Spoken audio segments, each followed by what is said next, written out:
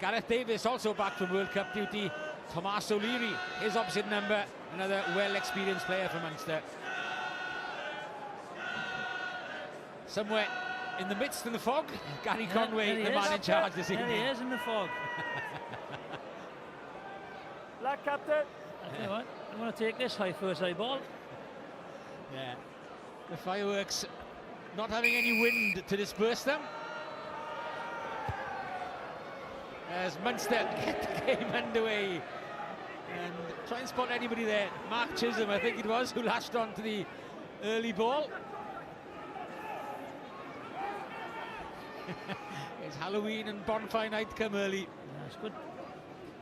You can't beat the pre-match entertainment, and you can't watch the match. That's the difference. Stander, nice little offload to Duncan Casey. Forwards offering themselves, but good defence by the Scarlets. Carl Sheridan picks out Robin Copeland. Far more used to seeing him in the number 8 shirt. Ian Keatley eventually going for position, but that was well covered by Alan Thomas. Keatley straight at his opposite number. Phil John trying to get over the ball, but it's safely back in the hands of Sheridan. Up from full-back comes Andrew Conway. Chisholm.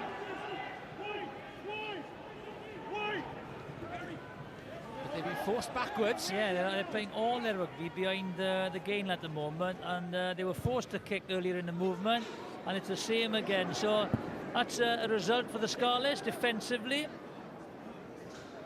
Andy Parks has time to gather and steady himself and put the ball downfield. It's a third opportunity now for them to have a crack at the Scarlets defence. Gerhard van den Heever on the left wing for Munster. 58 caps for Australia, Mark Chisholm. Slip back from Stander. Prolific try scorer to Jordan Coughlin. He's one to look out for. Joined from the Leinster Academy, the open side. Still just 22 years of age. At least for another week. But again, the attack going nowhere, and Keatley this time managing to find the touchline and at least force the Scarlets into a defensive line out in their own 22. Well, most of that was all happening between the 10-metre lines. Defensively, they held well, but that's all. It's change of tactic. They're going to put the ball down and now try and force an error in the Llanelli Scarlets 22. Discipline on your fall in the tackle, okay?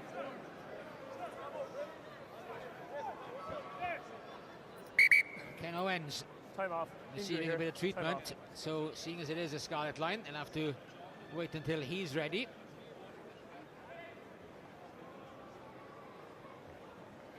Now that the smoke has gone, What's the issue? Nuggets appeared next door to me. It's a bit of a shock there, Nugget. They sneaked up in the smoke. It's Halloween soon, isn't it? So snuck out there. Wet down there as well, so hopefully it won't affect the handling too much, but it seems to have stopped a little bit. Very greasy. Four-man defensive line for the Scarlets. They're not perfectly delivered for Audrey Williams. And as the ball bumbles along the ground, it had gone forward. And really, in your own 22, you've got to have better delivery than that. Yeah, delivery was poor. Good line-up, but the delivery was just poor. Goes away, no, he's a right-footed kicker of a ball. The ball is passed to his left. He rushes it. No chance there. Throws the pass, fumbles the pass forward.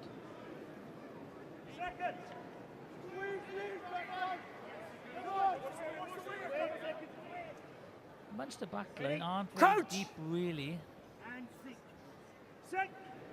Bind! Stand up, please. No, the marks here. Both of us keep our balance. We keep the space. We spoke about it just before the game.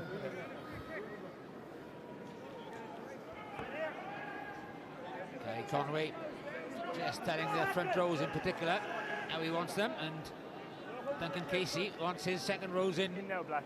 Immediately. CJ Stander there at number 8, 20 league tries in 53 games. That's quite a strike rate.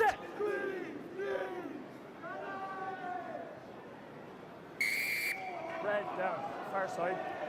Yeah, One chance to get up and then you stay down. You could see Sampson's knee touched the floor immediately. They just couldn't quite get back to his feet. Looked like a touch shot, obviously a touch judge's call because it was on the far side from the referee.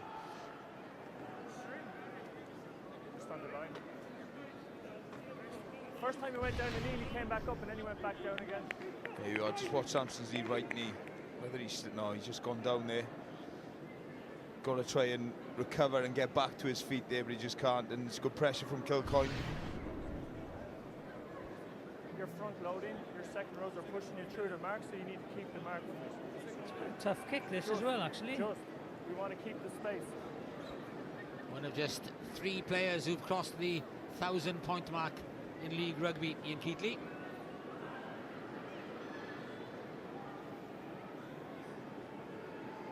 Dan Parks and Dan Bigger, the other 2.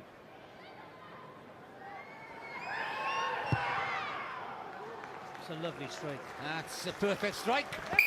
And the start that Munster would have wanted. 3 points to the good. Let's see what it's like down pitch side then. Phil will tell us. Yeah, that's what we're up against here, Charlo. It's we have this cloying drizzle about 20 minutes before kick-off. It's stopped now. You can see how wet that pitch is. Footballers love it because it makes the passes crisper, but not so rugby players because it could make the ball a little bit slippy. So we'll have to see how that pans out. On the line, please, Red. First time he's got his hands dirty in years, to be honest.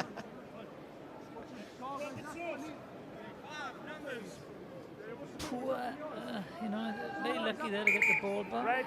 Red, on the line, please. On the line. Clever kick-off, actually. The greasy service helped and kept it low. Just get it into touch.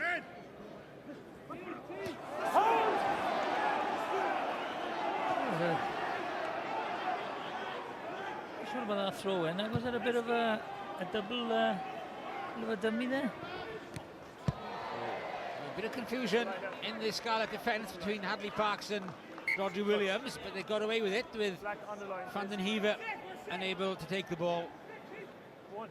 That's not the line. Whoa, whoa, whoa. He's a throw in. Oh, there's a double pump there. So there's a dummy throw in. There's a free kick, that is.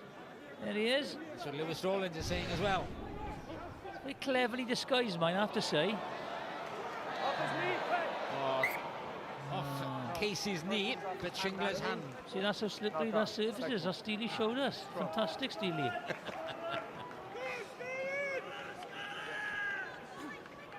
Sit here.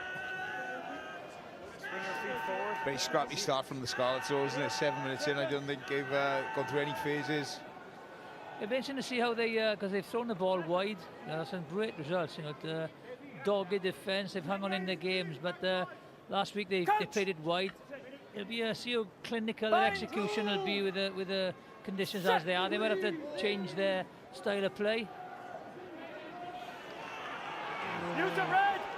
So get it out quick. Gareth Owen. That's given a bit much of price, but Roger Williams recovered. They were lucky to get away with that. I thought that was a forward pass. Barkley, so was that to James Davis. I think it's gone NFL, I mean, yeah. King bringing in Alan Thomas. Megan King, some superb hands last week. No advantage, no roll. I tell you, one player, I'm glad to see him in the run is Gareth Owen in the centre. He's been so unlucky with injuries. I thought he was a real star, potential star when he came onto the scene. He's been very unlucky with injuries. Hopefully now playing outside someone like Regan King, he's injury free and he has a chance to show off his skills. Here's the penalty. Yes, Bolton are rolling away. Players again very cute as well when they're coming into the ruck time. Ken Owens just walks over Bolton so he can't get back up, and 9 times out of 10 you're going to get the penalty.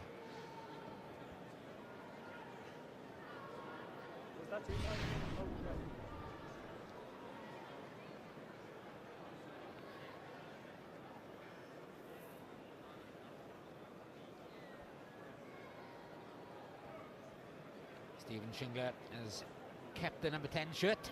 Dan Jones started the season at outside half.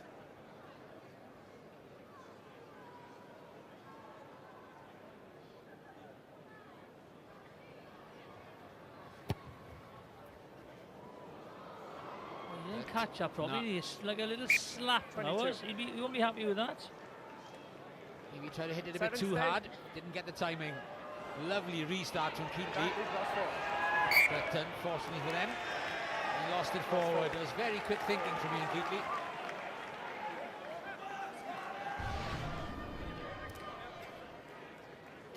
Yeah, flight that isn't good. Just unusual. There's a little restart. Looking at the man then, wasn't he, rather than catching the ball. Had a little look. Same here, feet forward, so we don't slip. Feet forward.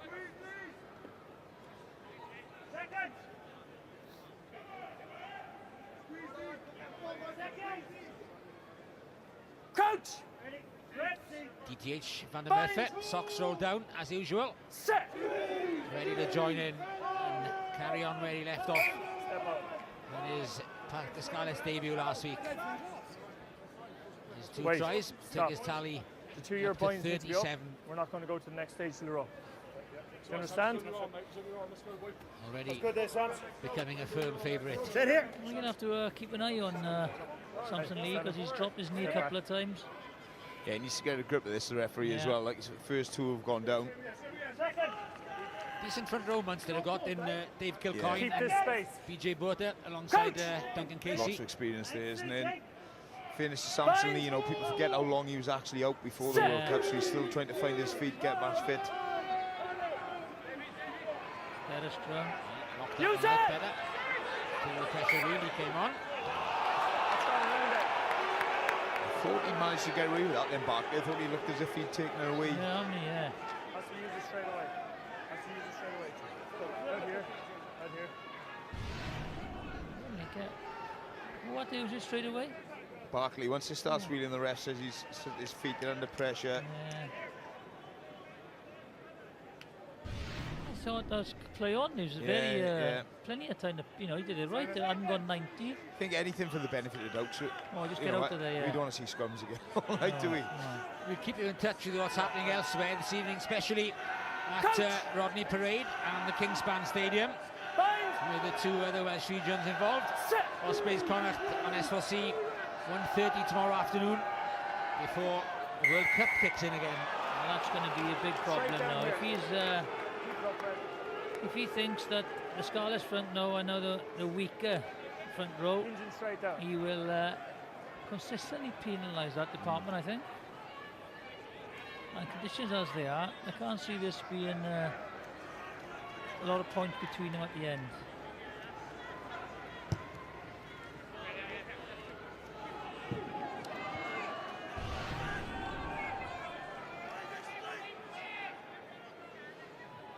Yeah, he's penalised Samson Lee for hinging, but it looks as if Kilcoyne might have been pulling him down a little bit as well. So I say both Samson Lee and the referee have got to get to grips with that, because there's obviously a perceived weakness.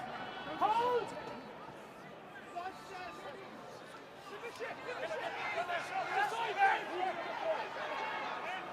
Sheridan waiting for the ball to be released. It's a very narrow defensive line for the Scarlets, but Expecting a kick. Great take by Van der Merwe.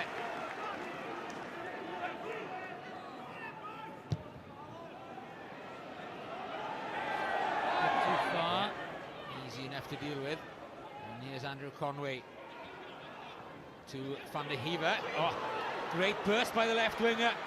Looks around for support, and it's James Davis who brings in the ground and steals the ball. That is brilliant work by the Scarlet open side. Yeah, great play.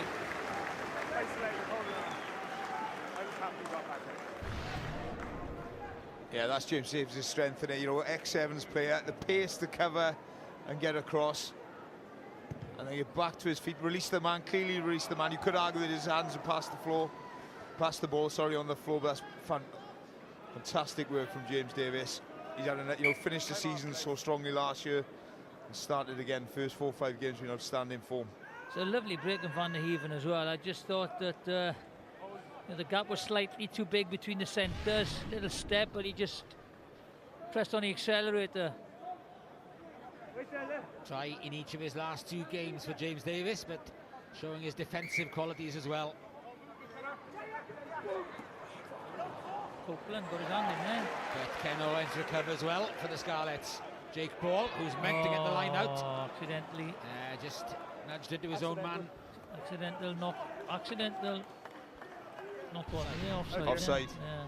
See, Ken Owens, watch hookers when they lose a line out, the panic in his face. You've got to win that back. He's got it back, so he's got to start against him, but he's brilliant work, and that's been sloppy so far from the Scarlets, isn't it? Yeah. Little knock-ons, just communication. Jake Ball just driving into Phil John ahead of him. Second. Coach. Ready. Bind. Very authoritative, isn't it? That crouch, that shout then. Did you practice it?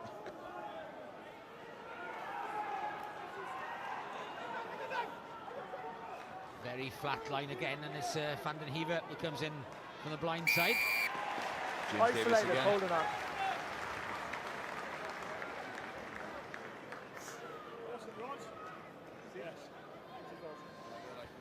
Here's the mark. Good to see a half-backs getting involved. I think it was Shingler went low. Decision, Red? Shot Van der Heever down early, and Rodri Williams helping out James Davis and winning the penalty. As long as you reload when you go in your hands, I'm happy. All right, just reload straight away. What's that mean? I get reload straight away. You know what I mean? Well, just get back to your feet, I think he's asking there. And I know if you look at James Davis. What's wrong with get back to your feet then? Reload. Huh? You shoot someone or something. You look at your feet. Whoop. There, take it. Touch finder from Stephen Shingler.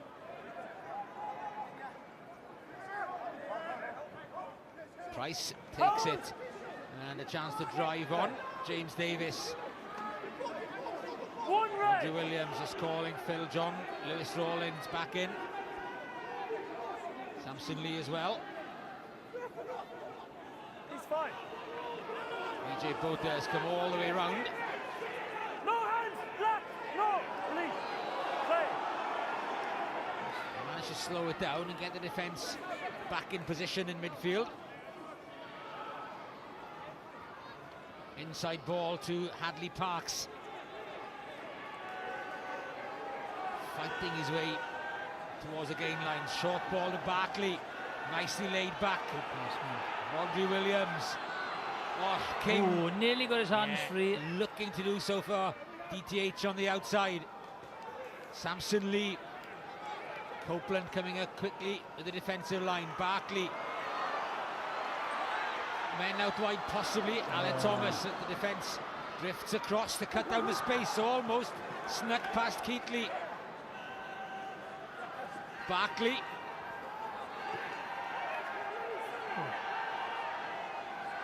Shingler. Ken Owens straightens up into the arms of Dave O'Callaghan. He's not going to roll away. Yeah, he's done that well, Callaghan. Scarlets having to change direction. There was a hint of width from the outside on the left initially. Jake Ball, but the penalty has gone against them. Phil John failing to stay on his feet.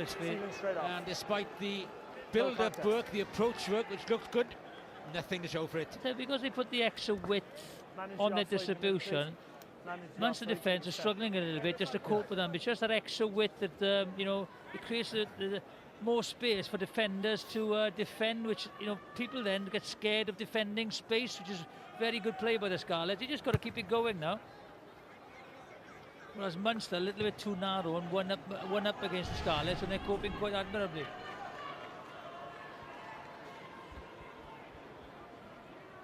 Yeah, he's penalised Phil John for just going off his feet and sealing. I thought initially he was fine. Yeah. A bit harsh, I think, that is it.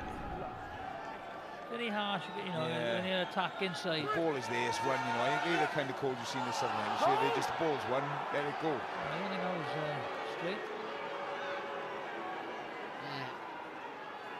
Straight put-ins at line and scrum becoming fewer and far between. Van der Merwe. There he goes, up to halfway. Still going. What a run. Hauled down support though. Coming from Alec Thomas and King. Brilliant. To James Davis from Barkley. Looks for the return ball. Oh! Shingler couldn't take it over the try line. That had try written all over it. But tantalisingly close for the Scarlets. That's brilliant, brilliant play. First of all, by the Murray, that was brilliant. Just watch, he gets on the side. That's brilliant. He gets on the outside.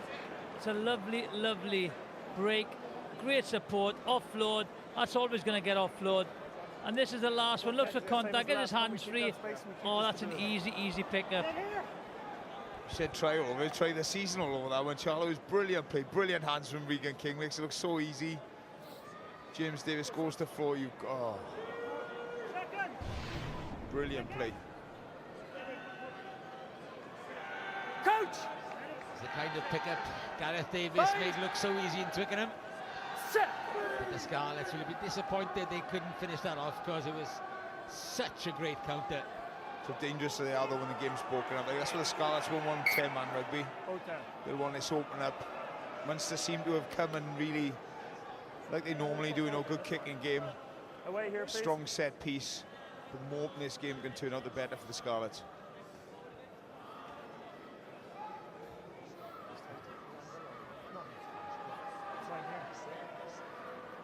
Bring your feet forward. If you lock out, you're in a position now to slip out, all right? Yes, please. Is that here? Yeah.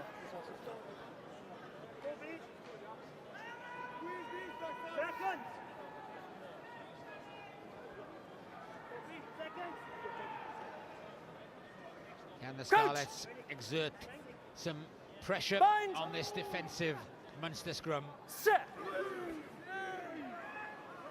Try and be squeaky clean here, the Scarlets pack. Munster not going anywhere, just let them have the ball and then get back in the attack.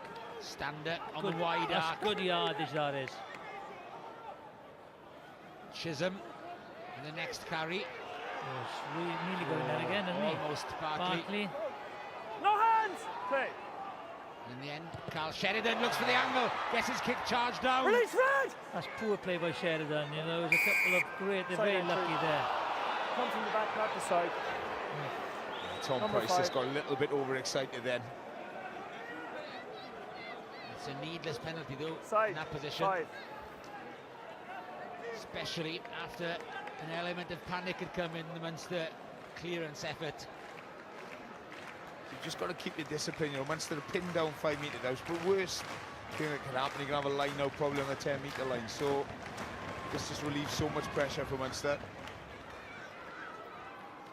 Jonathan. Right, let me just watch it. This is the kick, okay? Running on and on. It didn't stop it there now. Just watch, okay? There's the block. There's a block there by that player there, which just allows Van. Just watch it.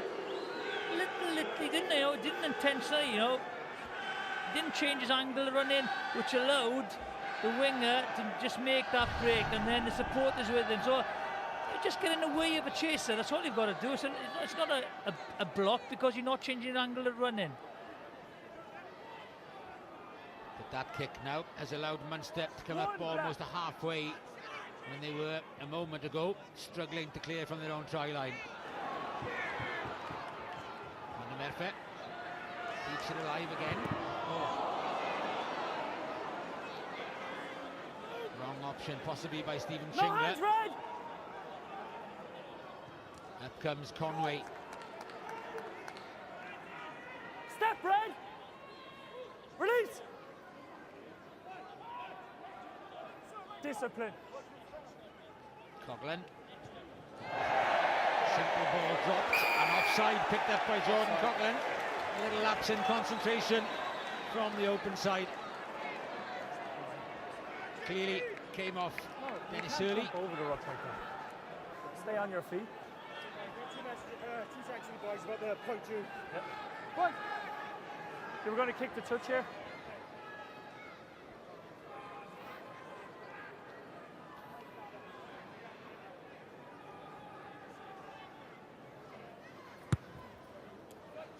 Safely negotiated, back to Munster's 22. I think one thing again on the kick, just watch the kick, run it on.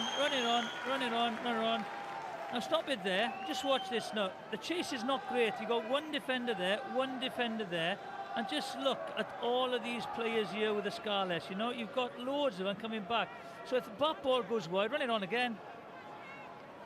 You know, he does the break, but there's an overlap straight away, and there's a player on the bottom of your shot there, number 11. So the chase isn't good in Munster so far. Opportunity for a counter-attack.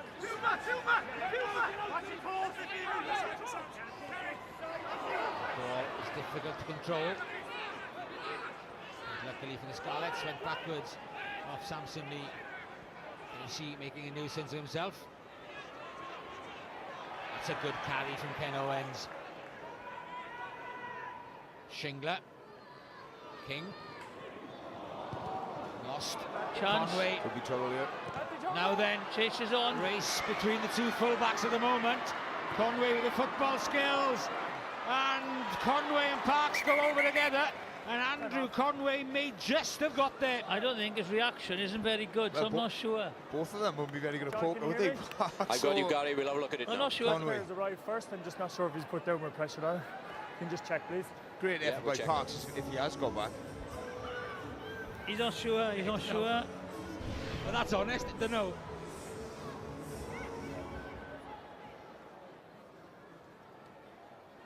Parks has missed it.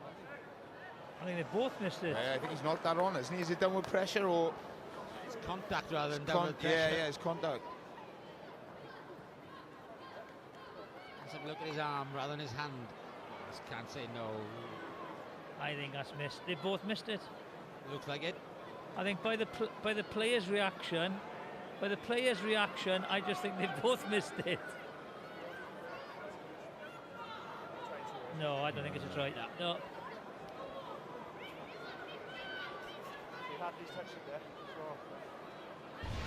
Gary? Yeah.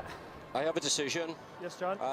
His forearm landed on the ball, so as far as I'm concerned, that is a try. You may award a try. Oh, John Mason disagrees. He says the forearm landed on the ball, and that's a try. Well, he's delighted.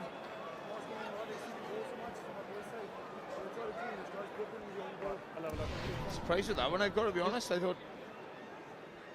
Well, that's a tackle. You know, that's play on. The guy's got to make the tackle. That's the kick. I'm quite surprised that. It's not the race horse. You know that is not racing horses. Those two there, are they really? Good footballing skills from Conway. Yeah. Let's have a look. Well, if the arm is on the ball on the floor, it's a try. If the ball squirts away, if he's knocked it on the arm, then it's obviously not. Yeah. But it's the first reading from John Mason, and that's the one that's going down in the book. I think he could have given it or not given it, to be honest, and that's when it comes down to one person's interpretation. There's no such thing as downward pressure. That's a myth. We'll see what Sean says then from the truck. Sean. Yeah, contentious one, Charlo, but law 22.1b, sorry to be a bit stato about this, but player pressing down the ball. A player grounds the ball when it is on the grounding goal, and the player presses down on it with hand or hands, arm or arms, or the front of the player's body from waist to neck. So, do you think he scored? Do you think he scored? Right. Yeah, unfortunately, a law, Jeff.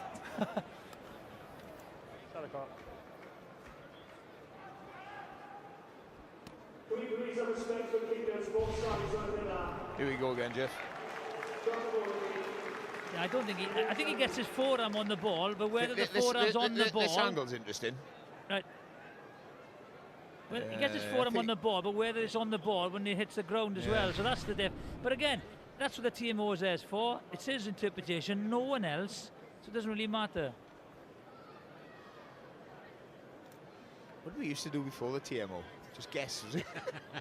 Just whoever jumped up the highest, convinced the referee, and that was it. Argue in the pub afterwards. Yeah. Oh, nothing's changed there, though, is it? I scored a try against Pontevedra once, trying to win the length of the field, and I did score it, and the referee was 50 yards behind. He said no try. I was gutted. I was absolutely gutted. You took it well, though. I did take it well, actually. Not bitter. Scarlets strike back with their first points of the evening to Stephen Shingler. So at least they've got something from that last little passage of play. They're on the board. I just think that they've had 2 opportunities, Munster, and taken them. That's the difference. I still think that the Scarlets will be quite happy with their first 28 minutes. Just a mistake, a try. And that's the difference.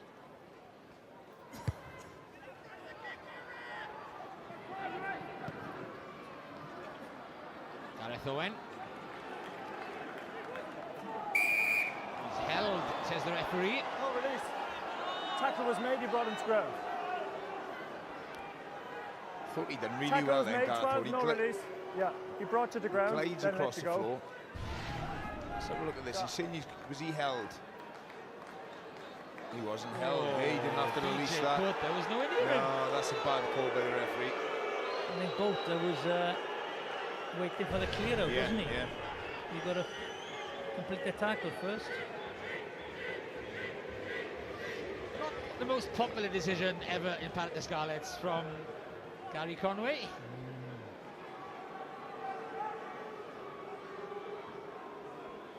He had to go to the TMO really. The referee Conway couldn't give his brother that try really, could he? Don't laugh. Only joking, I don't think he's any relation. Only to his cousin. Joe Mason, his cousin.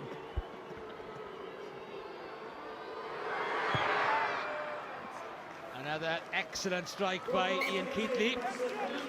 And the Scarlets being punished rather unfairly. Yep.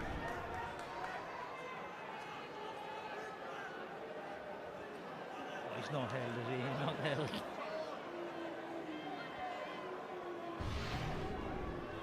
BJ Butler had quite clearly, he was there waiting. He with a clear out, wasn't he? Just going to put it behind you, get on with the game. Okay. Like that. Alec Thomas. Had a little look, didn't he? Yeah, there's been far too much of that, hasn't it, from the Scarlets in the first half.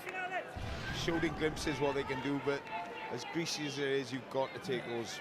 And I think that they're still trying to play the style of game, and I think, you know, they're creating the opportunities. They just got to concentrate on the ball catching, really. That's the thing, you know. And if it doesn't work, they might have to put it a little bit tighter, turn and put the ball into the corners, try and force a few errors in the Munster 22. Whereas Munster just doing nothing. That's all they're doing. If the ball is slow, if there's nothing happening, they're just putting the ball down into the Scarlets 22.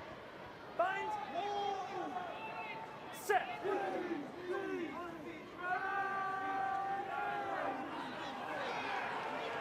Good strike from Duncan Casey.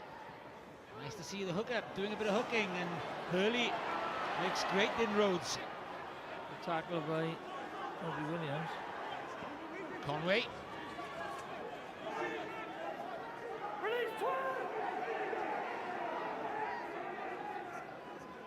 O'Callaghan to the Scarlet back row, looking to try and hold him up initially. The ball is there for Sheridan. Kilcoyne. Nicely laid back to Sheridan again. Casey the link to Fitzgerald on the outside. Use it. Hand. Thank you, Red. Keatley slips past the onrushing John Barkley. Van den Heever, he's looked a handful. A long-range drop goal effort, never really got off the ground. That's a very tough kick from there in these conditions. I applaud his confidence, but if he nails that, that's a very, very good kick.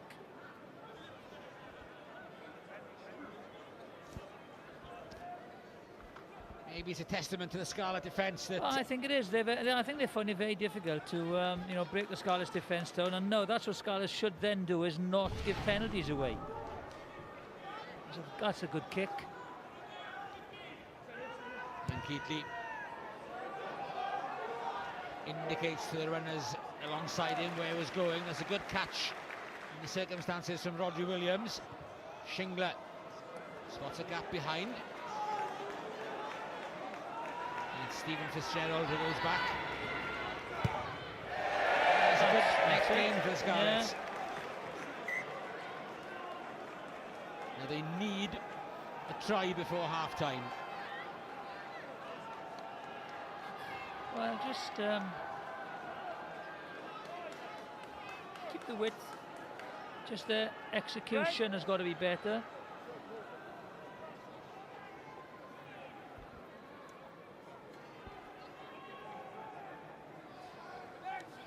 Oh, again, crucial line out lost. Yeah, that's the problem. That's been, you know,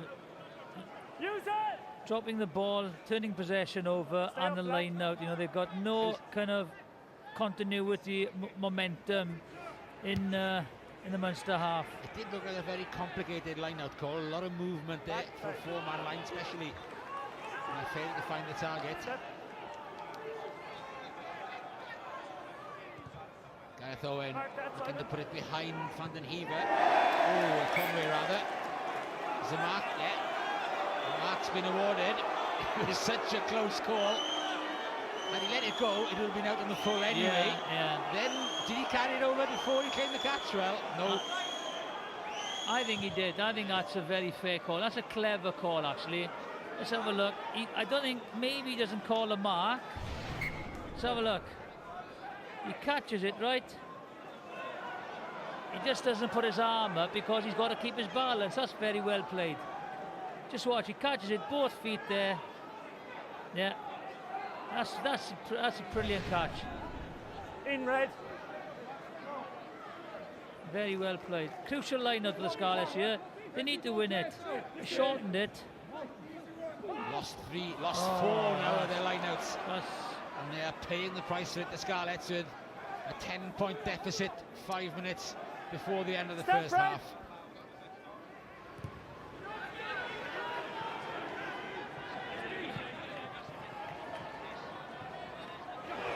Thomas with a half break. That's good cover by Fitzgerald on Van der Merwe. Jake Ball charges at Copeland. Shingler. And again, the crowd getting restless with the Scarlets taking the ball away. That's a good return. It's a very good kick. Let's go pitch side then to Philsdale.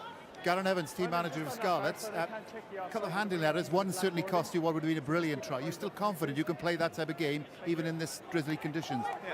Yeah, we can do it. We've got to be a bit better doing it. I think we've tried to play a bit of territory in the last 5 minutes, so we're gaining a bit of territory, but unfortunately line-out's gone as well at the moment, so just need a bit of possession now to go with it. Yeah, can you throw any light on the line-outs? I know you're not the forwards coach. No, I got no clue there, sorry. Well said, no me. Charlo. Thanks, Phil. I just think he's right, you know, they've got to vary it a little bit. If the ball isn't sticking, you know, you put it and turn the Munster players, but the problem you then have, if you're turning them, if you're not winning the ball on your own line out, you've got no chance stealing the line out, the Munster line out. Stay tuned, please.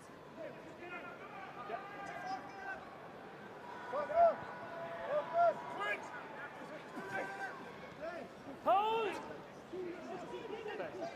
Dave O'Callaghan in possession of that one. Looking to smuggle it back to Duncan Casey. Use it! Such slow ball though for Munster. More. Yeah. Just through the middle. Ball is off the ground, he can keep it. Dragons 10-3 up against Treviso. Nick Cudd with a try at Rodney Parade. And a Rhys Patchell penalty has put the Blues 3-0 up at the Kingspan Stadium in Belfast. Long way to go, but that would be a big result for the Blues. Blues lost to Munster last week after a good early showing. Yeah. What time have we got, please? Forwards, S. 2.5 left. Crouch!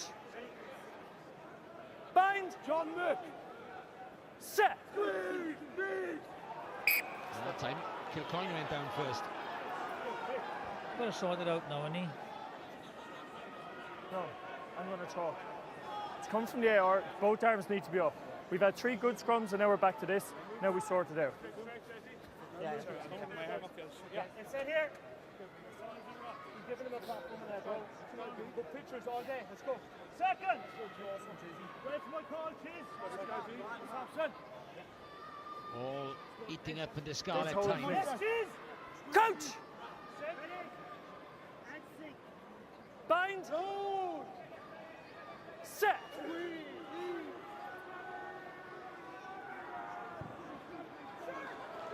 That's a good scrum, that is.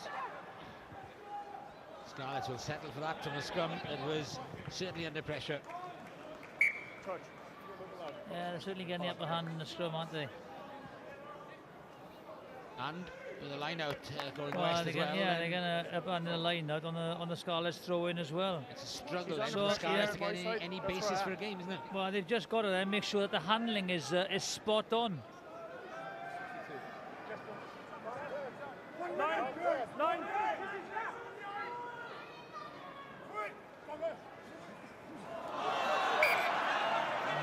That's not straight. Stop. Big cheer for Gary Conway. I think a Tanner Banks moved behind me, I think.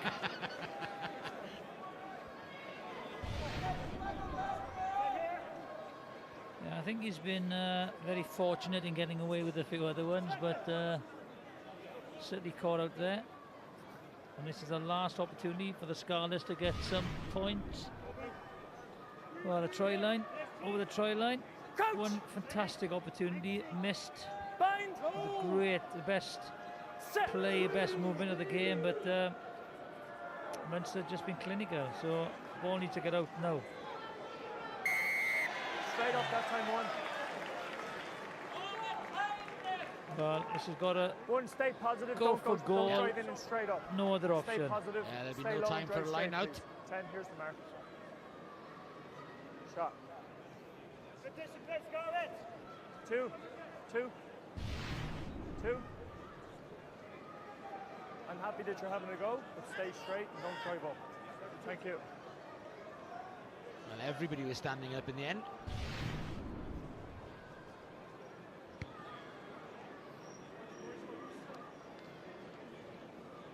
Tried a bit too hard with the previous long-range effort, and the timing went completely as a result.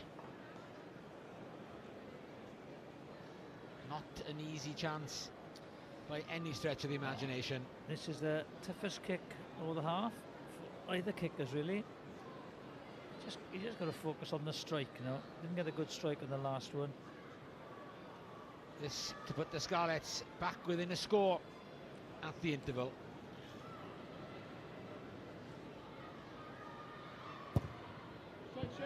Looks good. And that is an excellent way for the Scarlets to end the first half. They are back within a converted try in what looks to be a very tight game indeed. Yeah, I just think the Scarlets have been quite dominant in territory and possession, but I just feel it's two mistakes, Steely. 13-6 That's where Ken Owens' line-out's a bit iffy, Ken. What's going on? Yeah, I think they're reading us pretty well at the moment. You just need to look at what options best. You know, we've short turnaround this week. We've only really had one line-out session, which isn't ideal. But, you know, we'll tidy it up at half-time now. It's just get a bit more accurate there. Confident you can do it if you get ball in the second half? Yeah, definitely. It's all been us first half, apart from giving them easy points. Good man, thanks, Ken. Have a good orange. That's Ken Owens, the Scarlets captain. Here's Ross with a recap. Well, both these teams came into this game defending unbeaten records in the league. Neither wanted to lose that unbeaten record, and the Scarlets very nearly went over early in that first half. Fantastic play, DTH van der Merwe with a counter-attack and some great handling in the conditions, but just knocking on with a line at their mercy. And then the only try of the half was a foot race between Andrew Conway and Hadley Parks. The referee, or the touch judge, adjudged Andrew Conway to have just made it. That was converted. Ian Keatley kicked another, and the final score of the first half was a penalty from Steve Shingler. That means the Scarlets are currently 13-6 down at half-time. And as we heard from Ken Owens there, they've had more than their fair share of possession, 43% for the Scarlets, 57 to Munster. A lot of territory for the Scarlets as well, but they're behind on the scoreboard. Things like errors, tackles missed, turnovers won, as you'd expect with this drizzly, persistent rain that we've had all evening from about 5:30 here at Parker Scarlets. this evening. It seems there's no panic in the ranks there, Martin. We heard Garen Evans talking during that first half. We had Ken Owens on the stroke of half-time there saying it's been all Scarlets. Are Munster just playing these conditions marginally better? I think, you know, what is evident, they've got a stronger set piece. You know, the line-out is going much better for Munster. They're putting the Scarlets under pressure in the scrum. So what that leads to, any ball the Scarlets backs are getting, it's on the back foot, and they're really struggling to get a foothold and forcing things a little bit too much. You know, in the conditions, it is greasy out there. There are some real elementary mistakes they shouldn't be making, but in fairness to Munster, they do best. They're living off the Scarlets' mistakes at the minute. So they'll be disappointed, like Ken says, just tidy that up at half-time, because we know what they can do when they got the ball in hand.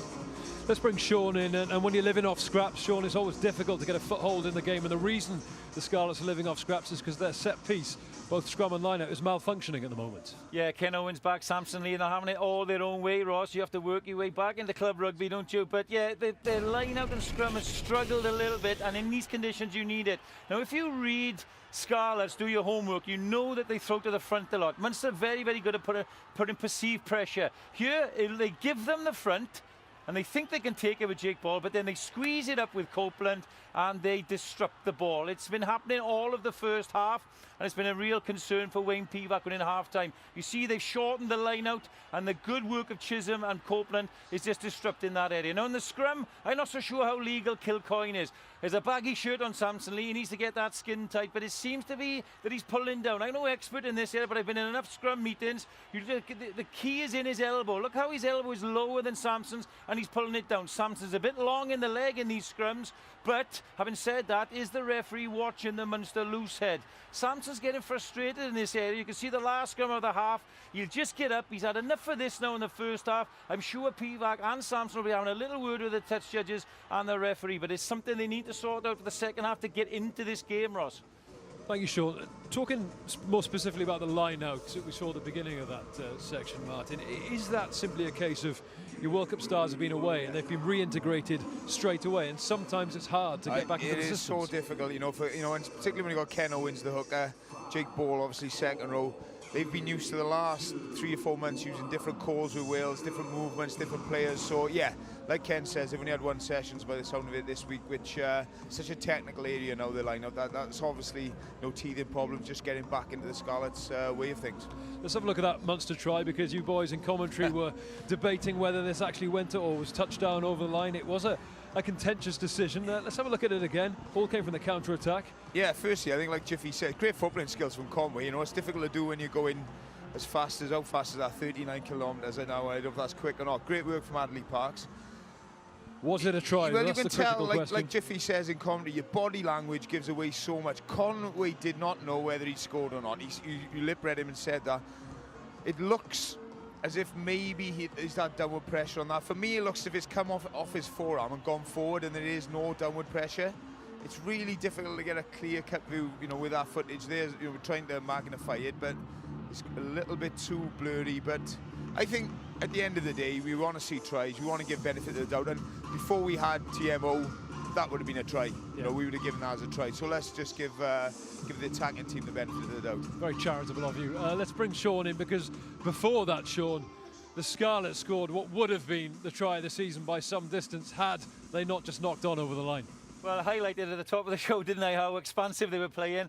But tonight, with the kicking game and the conditions, it's probably from turnover or kick receipt that you're going to get the best chances. And this is where this chance came from in the first half. Munster are going to box kick here, so that means the majority of their players are congregated. We call this in coaching honeypotting, and they just honeypot a little bit too much. Gareth Owen's block or escort there is fantastic, and DTH Van der Merwe, this is what he's for. I want you to watch James Davis, like a good open side, tracking on the inside. Aled Thomas as well, but this is sublime from Regan King. Lovely on the inside. There's the James Davis, and, you know, we saw Gareth Davis picking it up in the World Cup from there against England, and Steve Shingler head in hands is really going to regret that. But, you know, again, they've got to come alive on turnover and kick receipt this second half. Thank you, Sean. You mentioned earlier, Martin, that the Scarlets are living off scraps. When you are living off scraps, as they have been, how valuable is an open side that can poach the ball on the floor like James Davis does? Yeah, look, he burst onto the scene last year, didn't he? He was outstanding. He got player of the season down here, rightfully so. He's dynamic, he's quick, you know, fantastic with ball in hand. He's a great footballer as well. And, you know, this is the conditions help him here, because he uses the greasiness of the surface to get back on his feet and that's a mismatch there. You know, 13. David Johnson from Munster doesn't move him, gets over the ball. We've seen Sam Overton and the like do it all through the World Cup, and it's brilliant. And as well as he does there, got to give a big rap to Rodri Williams as well, because there's not many scrum halves who like to put their head in that situation, and just that extra body makes it difficult for the guys coming in to clean out which one to do. But it is, you know, he's when your set piece isn't going well, you look at your open side or your back out to winning those scraps, and he's done a fantastic job in the first half. Thank you, Martin. It's half-time at the Dragons as well. They're currently 13-6 up, and from 1-7 to another, because it's Nick Cudd who scored the try in that first half against Treviso. We can have a look at it now. There he is at the back of what looks like a driving line out. Dragons mauling their way to the line, and Nick Cudd, someone we've talked about a lot over the course of last season, whether he's been unlucky not to make the Wales squad. So many quality sevens in Wales. We've just been talking about one of them in James Davies. So that's a good scoreline for the Dragons, who haven't had the greatest start to the season. They'll be delighted with that. 40 minutes to go there at Rodney Parade. The other game with the Welsh region this evening is the Blues against Ulster. We'll get some updates from that in a few moments' time. But a reminder of what else is coming our way this weekend. Ospreys against Connacht yesterday. Connacht 4th at the moment. That one's at the Liberty Stadium. Ospreys hoping last week's victory will be the kickstart they were looking for this season. So that's on at the earlier time of 1:15, so you can watch the World Cup semi-final between New Zealand and South Africa. And Scrum 5 Sunday is on at 7 o'clock. Jonathan Thomas and Xavier Rush joining me in studio. We'll talk about the World Cup semis, we'll talk about the Pro 12, and we'll take a peek behind the scenes here at the Scarlets. Yeah, it's a short, sharp session in the gym, and then we'll wait and see how we're training, and then it depends on what the coaches will chuck at us. If we're training well, we'll have a short one. If we're not, then she might be a bit longer. Work on the ground is really important, all right? So that second movement, that long placement, key, 2 hands, and then release when 9's in position, all right? Go! Great hands, Kingy. He's really a computer on a torso, really a rugby computer. Go! Get on the shoulder. Excellent, good work, guys, up to Wayne, good start. We've got Munster, and then Dragons, and then Leinster. You know, if we can go in with 7 wins, you know, before into Europe, it'll be a fantastic start of the season. Pete the Meat with his wonderful show and go last week. That's a fascinating insight into the Scarlets. Make sure you tune in for that. Right, let's go and speak to Phil Steele now, who's collared the chief executives of both the WRU and the Scarlets. Yeah, thanks, Ross. This wouldn't have happened a year ago, would it? Darren Phillips, chief executive of the Scarlets, and Martin Phillips, former Fishguard and GvdH fly half and now WRU chief executive. Martin, start with you first. What's your vision then, as far as the pro teams in Wales are concerned? Yeah, well, certainly trying not to do it, not do it on my own. So putting a lot of time at the moment in, particularly with the regions. So I had 2 days this week with the CEOs of the other regions, working through how together we can sort of get Wales performing, get the regions performing, and get all the clubs in and around the regions part of it, supporting as I am tonight. Darren, we've just had the World Cup, generated great enthusiasm throughout Wales. How important is it now that you build on that sort of World Cup bounce as a pro team? You know, and Phil, it's a huge challenge. It's a challenge for us together, the regions and the union together. I mean, last Friday we had our first World Cup bounce, if you like. We had DTH Van der Merwe down here for his debut, scored 2 tries. We had the highest crowd in the whole of the Pro 12 games, and higher than 2 of the Premiership games. So we're happy with that. And then tonight, of course, we've got Ken, Samson and others back. So it's a long journey, but we've got to do it together. Now, what really would get this place bouncing would be the return of perhaps George North and Jonathan Davis. Both have been sort of muted around about the press this week. What can you tell us about that? Well, you know, we're an ambitious club. I've said this over the last 10 months or so. We'd welcome the 2 of them back here. Let's hope they want to come here. No more than that? You can't tell us anything more. Okay, fair enough. Now, the other opposite side of the coin with you, Martin, the situation with Tilupe Faletau. We think he might be on his way to Bath. And also the fact that Sean Edwards is out of contract. And Warren Gatland, there's rumours about him going to England. Sum all that up for us. Yeah, I think with, Tilupe, I wouldn't want to talk about just one player. That's not the right thing to do. You know, where my effort's going is I want all the best players staying in Wales. That's what the supporters want to see. And Warren's having a break at the moment, as the other managers are, so we haven't had a conversation yet. So we'll take a bit of time, and then we'll pick that up in the next few weeks. Great to speak to you, gentlemen. Can we have a historic handshake on Scrum 5? Always wanted to see this on Scrum 5. There we are. Ross, what about that? Back to you. Thank you, gents. Thank you very much, Phil. And the teams are back on the pitch, as you can see. So I'll just get a quick prediction from Martin Williams. What do the Scarlets need to do, Martin, to win this one? shore up their set piece, you know, win some line-out ball and just keep the ball, just be accurate with the ball. You know, they've had a fair amount of possession in that first half, just weren't, well, similar to the Wales really, just not quite clinical enough in Munster 22. There you go, be clinical, straightforward advice from Martin Williams. Let's hand back now to our commentary team, Jonathan Davis and Gareth Charles. Thanks very much, Ross. Caught a glimpse of Tom Williams wearing 23 there. One change in both teams as the second half is set to go get underway. He's on the right wing.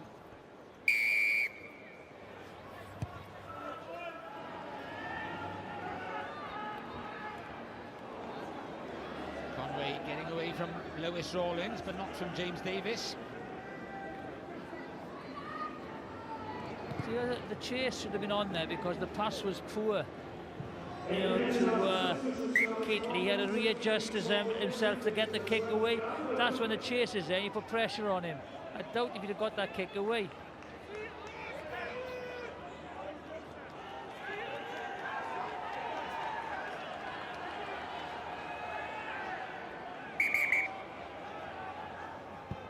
The both here going early. Keep the gap. Keep the gap. Black, step. Out.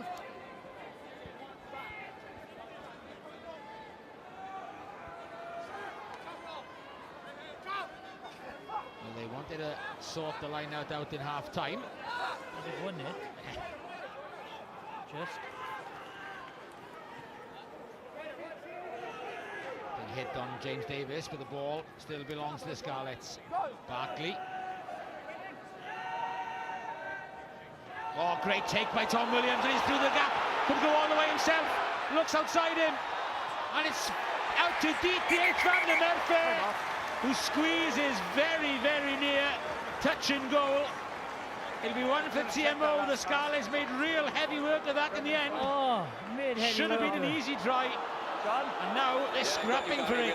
Can we just check the last pass, please? I got blocked on my way in. No problem. I'm happy with the grounding. Okay. Do you want me to check the grounding as well, just in case, though? Yeah, just in case. Just play it through, please. Okay.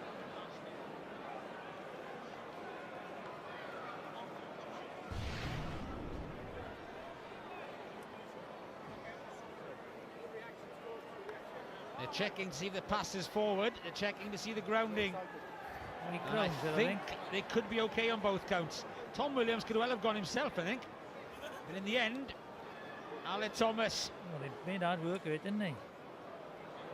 That kind of looks forward, actually.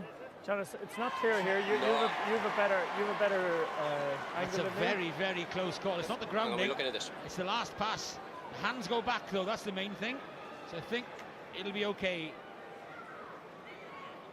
I think it's been with a doubt for both tries. Gary, I've got to go with his hands. His hands went backwards. I've got to give a try there. That's a try. So I can award it. John Mason's reading is exactly that. Hands went backwards. Benefit of the doubt is given. And the Scarlets and their new man straight back in it. It's a great break, first of all, by Tom Williams, but he's just got a right-hand shoulder and give it there. He doesn't need the step. And that's, you know, the finish would have been easy, really.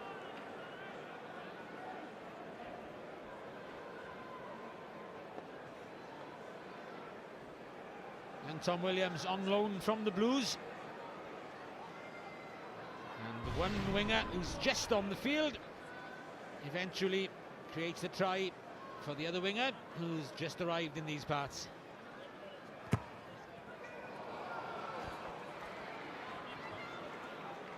Munster hang on to a 2-point lead.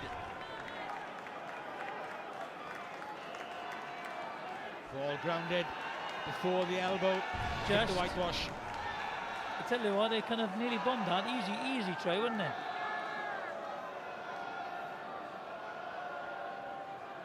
Try number 38 for DTH as he climbs ever nearer the top of the leaderboard. Mind you, he is chasing 62 from Tommy Bowe, so he's got a way to go yet. No, but he is a natural finisher, isn't he? Fair play, good support, yes, sniffing. Not held. Roll red.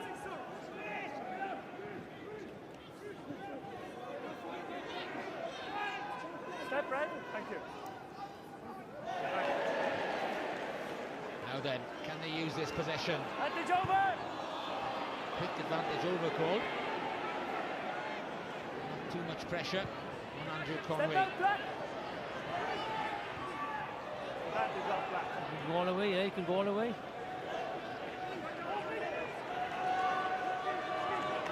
James Davis with a ball to the blind side. Tom Williams taken by Hurley. He's quite sharp, Tom Williams, isn't he? He's come onto the right wing. Hadley Parks is in midfield now. Be careful. Again, back, ball play, lost rip back. in contact.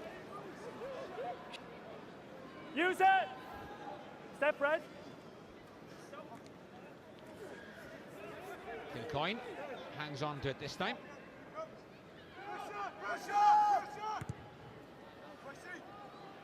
Could be a tricky one.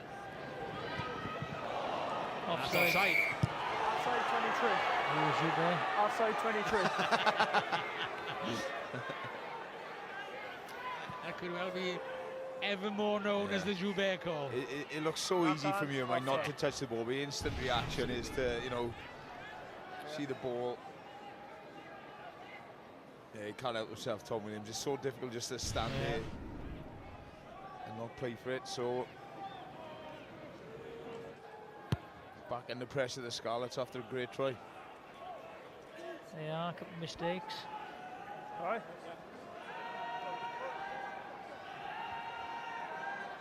Discipline on the gap from there. I'll say the same to them. Keep the space. You're not doing it, I said chuck it in straight. Hold! They come well to that position after Chisholm hit the deck. Very, very good play. 5 is fine, he started through the middle. Tom Price has done really well though, you know, absolute nuisance, got Ken over. Owens. Ken Owens just keeps it away from that touchline, but over again, no, Stander got in there first.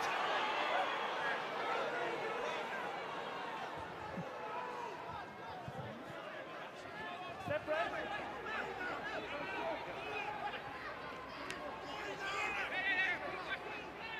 Good build up by Munster.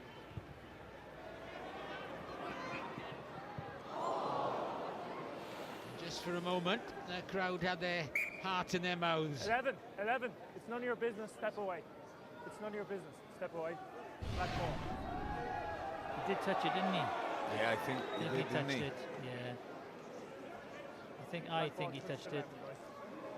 Yeah, the referee told him it's none of his business because it is a Munster throw. So if they want to take it quickly, they should be allowed to do so. As it is, expect another drive from here. Out The last 7 one was back. pretty effective. Hold! Ball's on the ground. Ball is on the ground. There's not too many Use forwards it! available to carry it at the moment. Now they start peeling off in dribs and drabs. Dave O'Callaghan. Dave Kilcoyne. Red, push Red! Good tackle by Lewis Hollins, went low. Backwards from Coughlin. A chance to counter that. A good clear out, that is. Step Red! Conway. Finding hard to get decent ball to attack with Munster at the moment. But they don't look very creative, so if you just keep your discipline. No Red, Ruth! CJ Stander. He's as likely as anybody to get his name on the score sheet. Botha. Carl Sheridan just bringing the forwards more and more into play. See if he can squeeze a penalty out of the Scarlet Offside in the defence. middle, Red. And he has done. Because they were offside in midfield. Offside, all offside. Started with 7, all of you are offside. Yeah, there's no need either. They were in control of that situation, and the Scarlets in defence being very clever, not overcommitting at the breakdown. I think he's got James Davis for... I think it is James Davis. Yeah. Just off. Captain. Soft penalty.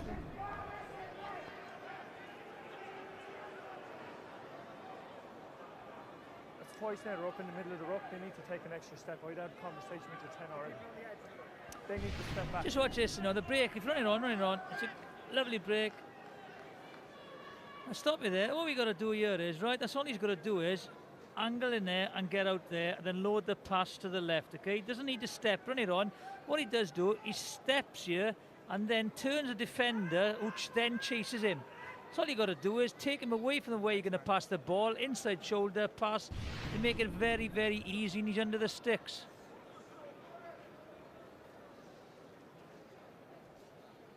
Just what the Scarlets didn't want to do, give away the penalty.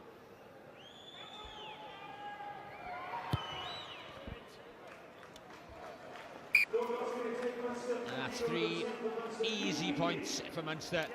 I don't think to open up a 5-point they gap. need to just be a little bit more disciplined, because they haven't really shown nothing in attack yet, Munster. They graft, you know, they just take the opportunities that come, the penalties, the knock-on kind of an alarm kick through, but they haven't really created anything themselves. Peter Edwards coming on for Samson Lee. And there's a few Munster replacements ready and waiting to come on as well. Back inside.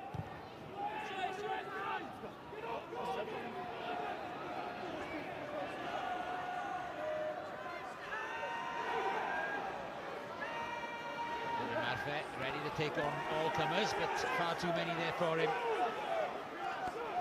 One and one.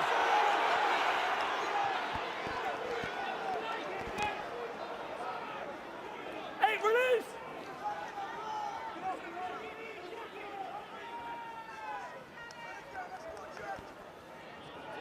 Hadley Parks.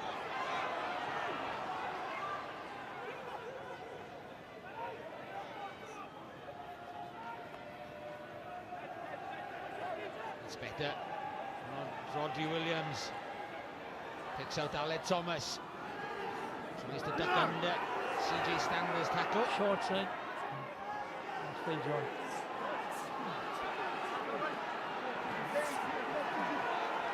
Scarlets need to keep their patience, need to keep their discipline. Copeland battling hard over that one, but it's still Scarlet ball. Ken Owen slightly isolated. I think it's not. They've got to keep their eye on the short side of Scarlets. I think Munster neglecting the short side turnover. That's the ball back in Munster hands. Oh, great the ball. Pass from O'Callaghan. Great tackle, Tom Williams. He was away then. I think it was Conway. And after all that work and all the build-up, again, the Scarlets find themselves 60, 70 metres back downfield. Yeah, good turnover. And this is the lovely offload. Just watch how he gets his arms. Lovely, lovely offload. Good support play. Good tackle, Williams. Summed up the 50 minutes really for the Scarlets. So good build-up play. Looked as if they were just going to break, and then it's a great turnover carried by Ken Owens. That's a good work from Duncan Casey, the hooker there. Fantastic turnover.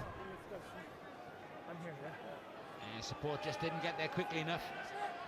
Triple change for Munster. Hold! Front row, back row, and scrum half. Back right. Right. Got to sort the line out of the Scarlets. There's Tomas O'Leary. 32 yesterday.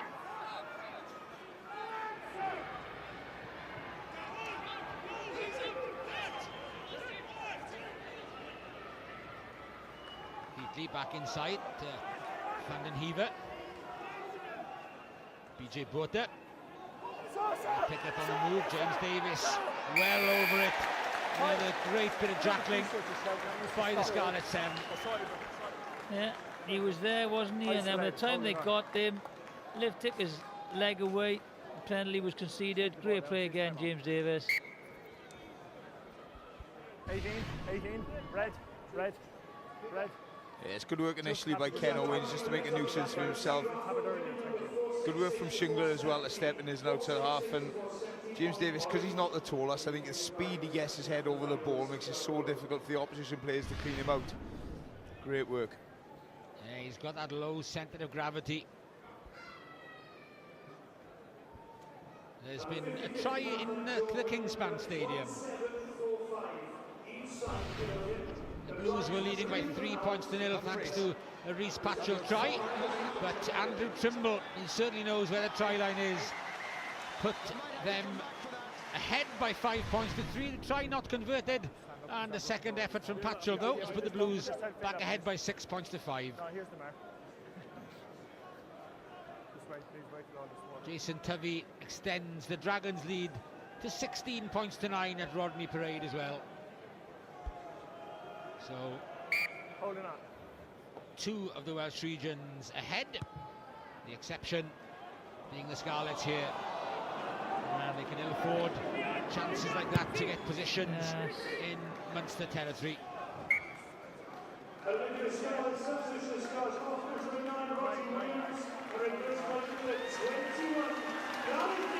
Big reception, as you'd expect, for the man who got 5 tries in the World Cup for Wales, Gareth Davies. Yeah, he did well in the World Cup, didn't he? Yeah, brilliant World Cup.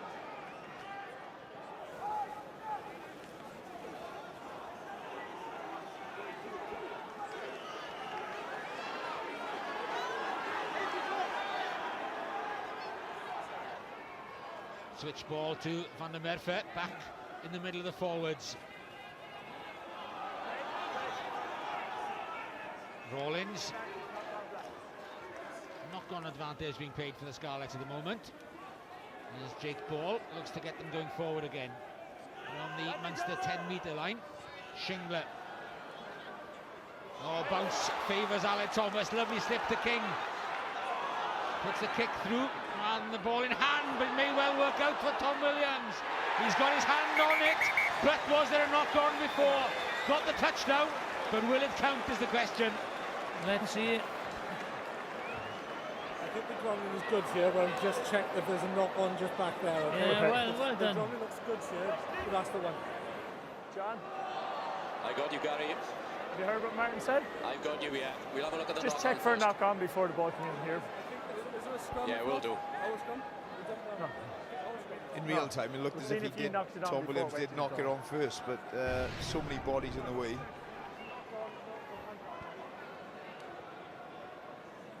This is a one, isn't it?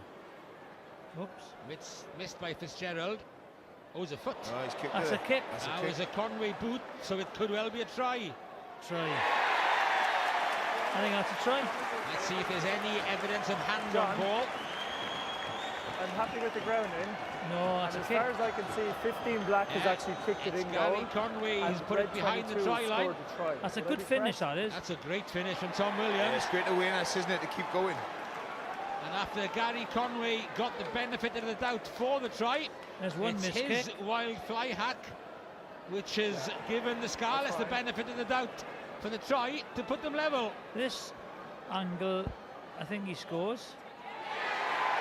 The other angle, I'm not so sure. John, what are you seeing there? Yeah, I was going to Gary, say, I'm not so sure from this what I've angle seen, either. there was no knock-on. A boot kicked it backwards. Black boot, 15. And I think he's missed the ball Scarlet's there. man got to the ball first. Oh, there we as far are. as I'm concerned, that's a try. it's You a may try. award a try. Thank you, John. John Mason, the TMO, acts in favour of the attacking side on both occasions. I have to say, Gareth, I think we've had 3 tries tonight. 3 of them dodgy, to be honest. But hey, makes for an exciting game. Yeah.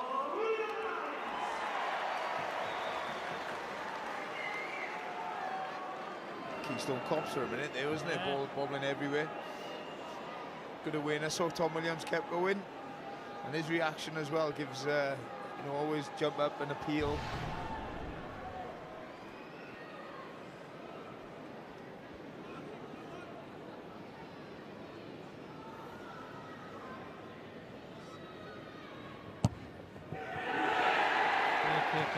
Oh, that is so unlucky. It looked like he'd measured it to perfection and came ricocheting back off the woodwork. So there'll be nothing for the fans to debate after this one, will there? Luckily we got a TMO to clear everything up there, isn't it?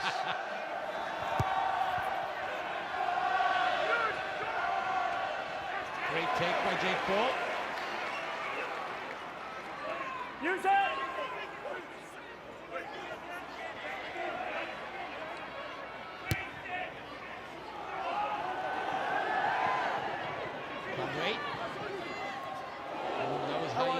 Tom Williams. Chisholm. Against Black or Red? Good tackle on Stander by Rawlins. Referee will want a word with Tom Williams at the very least. Someone's injured. Yeah, I think Rawlins hurt himself as well. Already. I'm going to check that tackle as well, all right? That was the low tackle on Stander, I think. Against you anyway. So if you can all go back, I'm going to talk to the AR. He has no arms on it. Hey. No one asked you. Please step away. Black. No, but just step away, please. John, I'm going to come to you in a sec, all right? I want to have a look at that tackle, please. I think it was 23. I didn't see the number for the tackle, so I'm putting away from me. But it's looking hard to me. Okay, pardon? It's looking like a card. Okay, John, can we have a look at the high tackle? Could be a yellow card for Tom Williams. Yeah, I didn't think it was that bad. We'll have a look at that now. Thank you. It's very difficult to see it.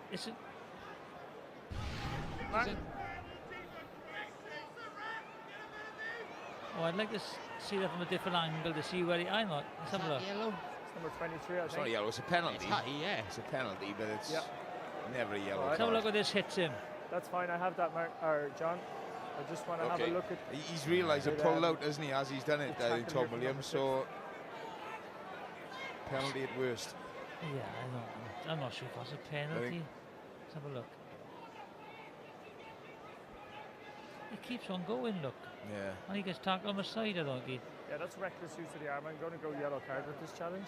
He can't give a yellow card this challenge. Oh, he's got his... I tell you, really brave from Lewis Rawlins. He's hurt himself. He made a similar tackle on Kilcoyne earlier on at the 22. He just got his head the wrong side there. 23 and captain? This can't be a yellow card. I don't think it is now. I think it's going to be a talking to. Absolutely no attempt to make a tackle here. That's reckless use of the arm around the neck. No. That's a yellow card. That is ridiculous. Pathetic. See, look what he does. Look at his arm. Yes, he's gone high initially, and then he's realised he's pulled out. He doesn't catch him on the chin or nothing. It doesn't catch him on the neck. Conway doesn't react. You know, it is a penalty. At worst. Borderline penalty. If he thinks he's up in Warrington Wolves again, he used to be able to do that. One high, one low. We'll have no players on the pitch soon. For that. Yeah, you see Lewis Rawlins, he's... Great tackle, and he just got his body in his wrong position. Yeah. Then he gets cleaned out. Oh, he just falls into him, doesn't he? Yeah, gets his head the wrong side and...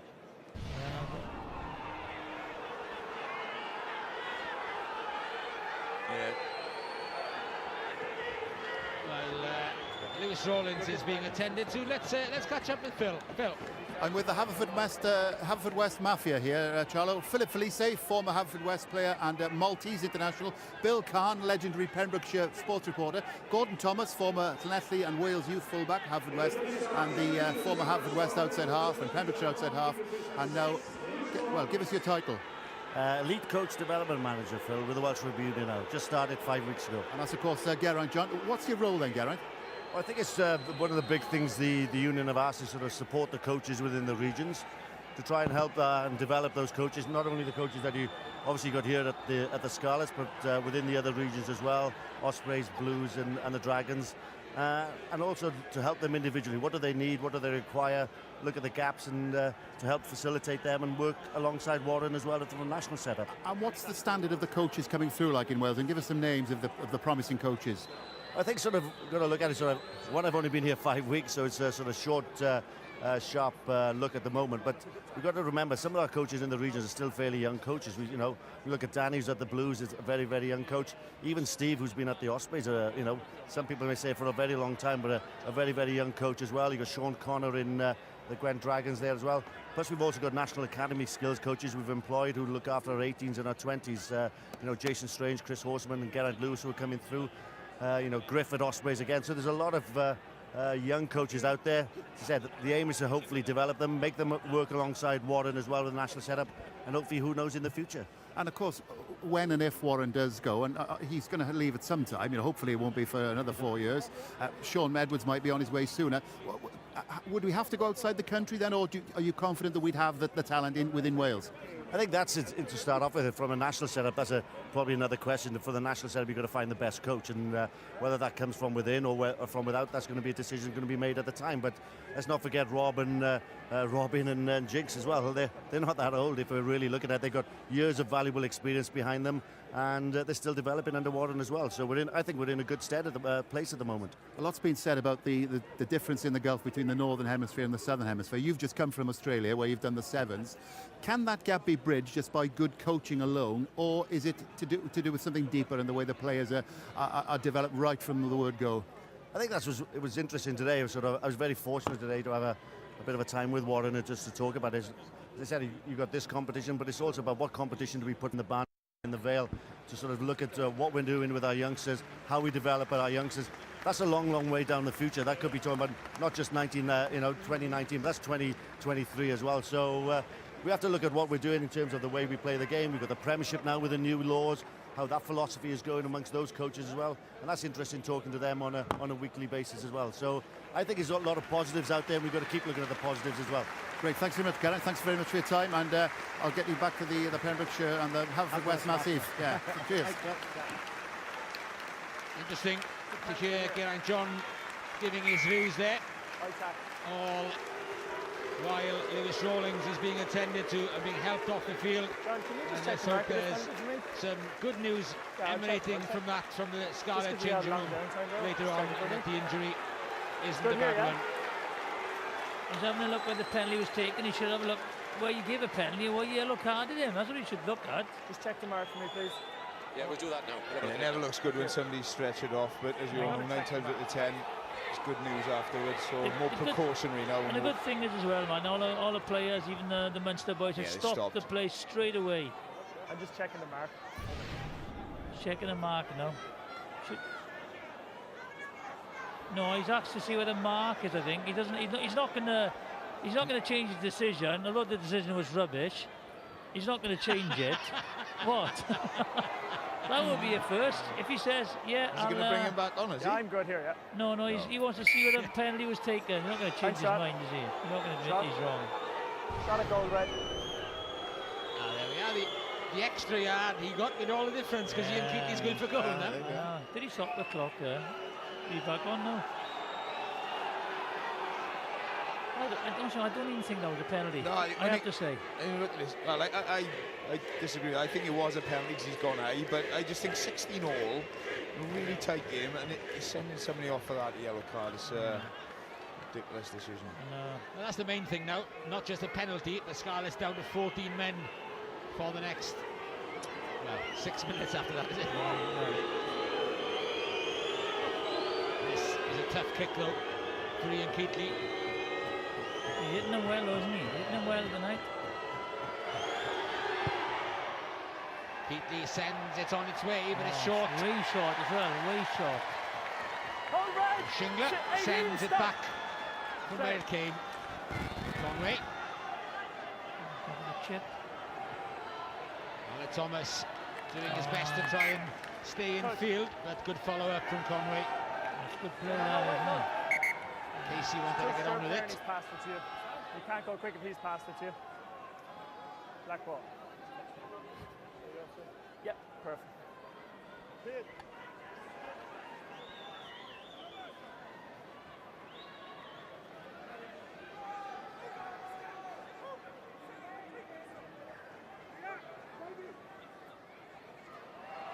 O'Callaghan to O'Leary. That was a flat pass, I have to say.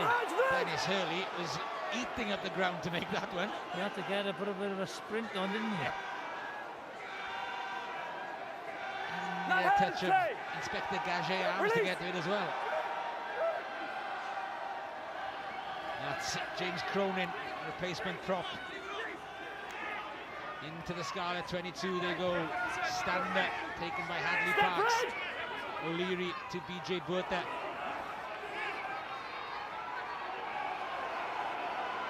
Casey ships it on to Johnston. Release 7, no! Jake Paul steps through the middle. Cronin scrambles it back for Munster once more. Ball making a real nuisance of himself, have to be careful. Chisholm. Conway. It's good from the Scars. Watch the Scars. They're not over-committing in the breakdown at all.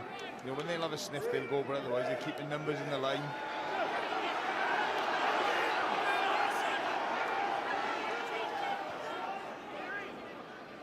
Release 7! Touch judge thought he's going to get involved for a second, but it's play on, and Dave Foley keeps the pressure on the Scarlets. They're not going anywhere yet, do they? That's the thing. Discipline key for the Scarlets. They gave away a soft penalty earlier. And the one... O'Callaghan. Cronin helping him to get the ball back. Long-range drop goal effort. Got it. He's nailed it. And after all the pressure, they settle for 3 points. And Ian Keatley edges Munster back ahead. Yeah, good decision again. Not going anywhere against the Scarlets defence. Get back in the pocket. It's a lovely, lovely strike.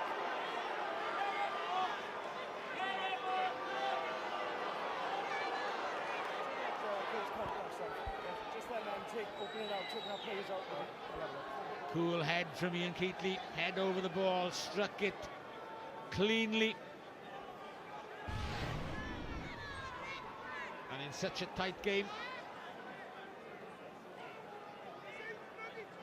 Well, there's a little delay in the restart, so let's go to Phil. And what's happening in the Premiership this weekend, Phil? Full fixtures, albeit Eugene Cross Park for Eberville, Carmarthen, Quins. Then it's Bridgend, Cardiff, Bedwas against Llanelli, Cross Keys against Aberafon. Cross Keys beat Pontypridd last week, of course.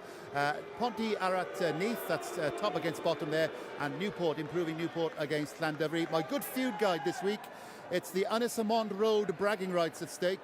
Alltwen against Gleis in Division 3 West Central B. Now, Jack Condy, who just came on for the Scarlets earlier on for Lewis Rawlins, he's an interesting chap, Gareth, because he didn't take up rugby until the age of 16. He played football for Aberbargoed, and he was picked up by playing for Penalty Youth and then Cross Keys in the Premiership. So that's showing that the Premiership can also work for players that don't get picked up by academies. So one to look out for, Jack Condy, big ball carrying back rower. Yeah, thanks, Phil. He's come off the bench the last couple of games in Zebra and against Leinster. Shot at gold black. 4. And the Scarlets have an immediate chance to draw level again. That's good work by Jake Ball. Right, Ache, isn't he?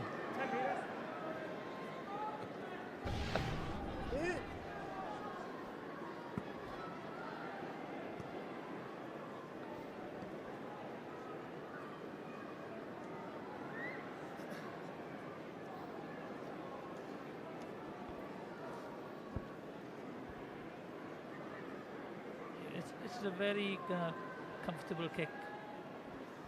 I think this is so singular, but you know, as I've seen this, because he has been really striking him well, so this should be bread and butter stuff for him, hopefully.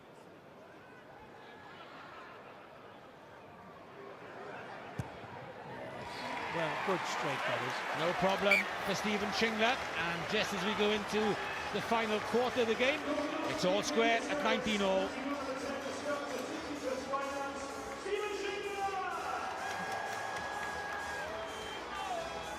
Yes, Benny. He put over a couple of penalties in his Scarlets days. His birthday tomorrow.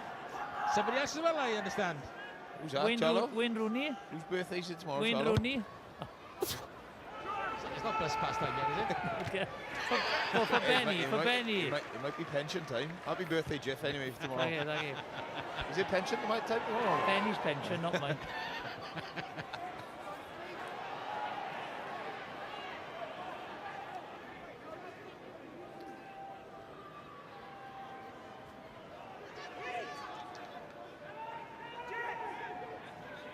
James Cronin has had a ball in hand quite a few times since coming on. Good carrier, Cronin. 22 yards.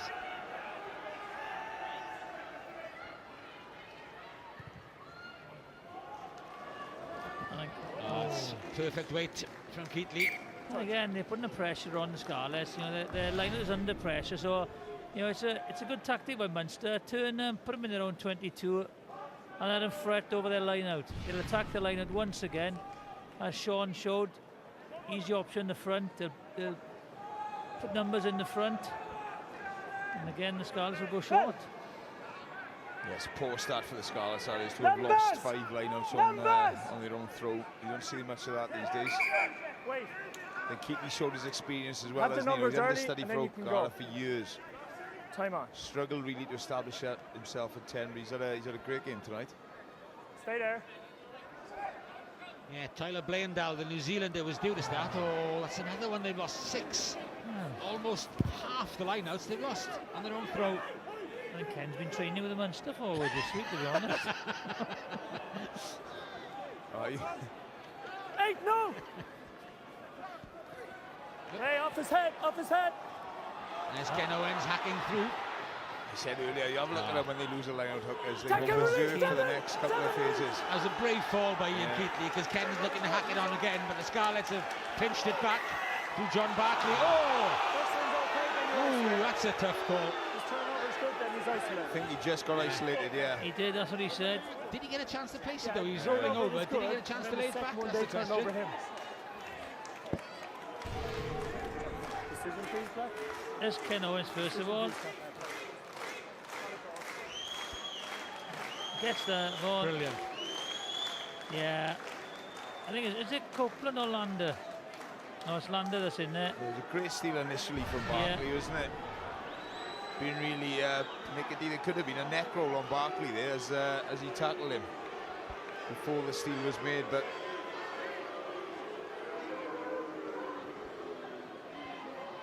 well, a lot of the decisions from the referee are well, questionable to say the least. I feel the Scarlets players are, asking the referee. I don't like that. Once the decision's been made, he's not going to change it. So just have the respect for the referee.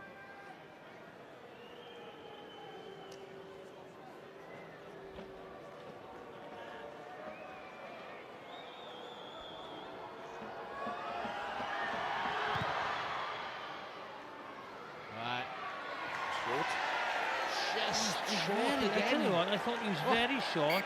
Well, Ian Keatley had already turned. He was confident the ball was going over. He was ready to take his position in his own half, but it dropped the wrong side of the bar. I thought he was very short in his previous penalty, and when he struck that, I didn't think that was anywhere near.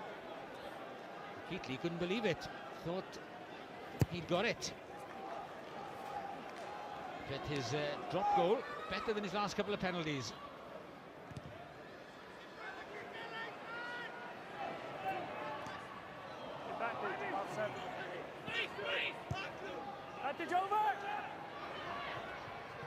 And again, Scarlets turned, forced back to their own 22. And the way the line-out is going, the pressure is straight back on. Yeah, it's a clever tactic, isn't it, from Munster?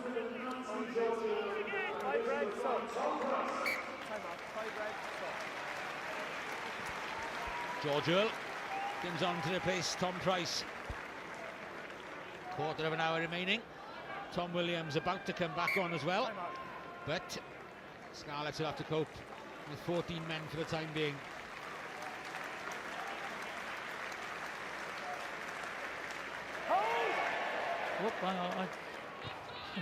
Well, it's more by luck than judgment, I think, the way it arrived in Gareth Davis's hands. That's a very good kick, though. Very, very good kick. And that is Scarlets back up to a full 15.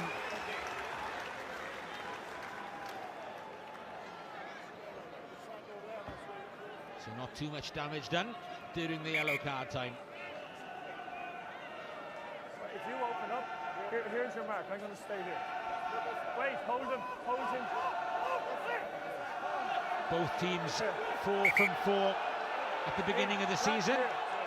Munster with a bonus point to put them at the top before this evening. Edinburgh, the other 100%ers. Straight running from Dennis Hurley. O'Leary, little flick back inside. Van den Heever. Stander, always a threat, CJ Stander. Well, this is all about where the game is being played now, and Munster are dominating the territory. giving them the chance. Still over. What a rip by Hadley Parks on BJ Butler. King, great step and goal from Alan Thomas. Chisholm did extremely well to bring him down, and they've lost the ball. I think they weren't sure whether to offload off the ground or... I think it was just on for him to shift it right then, Alan Thomas. 7 release! Johnston. As the Scarlets, despite winning the ball, can't get away from the danger zone. Butler making sure this time, and he does get it back. Ball's available. Oh, sorry. Lost by O'Callaghan. And that's a clever play. I think is it James Davis again? It is Gareth Davis initially. Gareth Davis, he likes that as well, the old rugby league steel, doesn't he? Player down here. Time off. Just a quick reminder, please refrain from moving. There you go, in you go, ball in, that's it. The strip.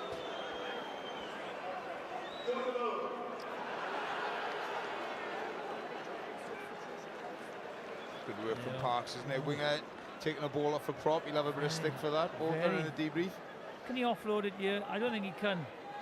He gets caught, he gets in two minds. He just can't. Oh, he tried to, didn't he? But there's a hand slap back. Slap the ball back.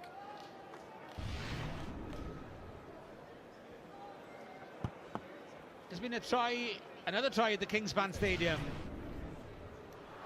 Clock red in the second half. Ulster pressing. Paul Marshall straight through the middle. And the conversion from near the posts, making the half-time score Ulster 12, Blues 9. Disappointed with that, they just 41 minutes gone. The Blues. Thank you. Treviso hanging in there. 7-point lead for the Dragons.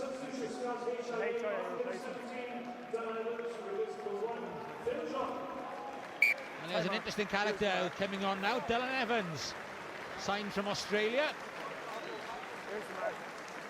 Played against the Lions in Newcastle. Newcastle, Australia, that is. Making his debut for the Scarlets, at least as a temporary replacement for Phil John. Let's go, 3. Think of easier first scrums to go up against the BJ Border, I've got to be honest. Yeah. Bind! Set!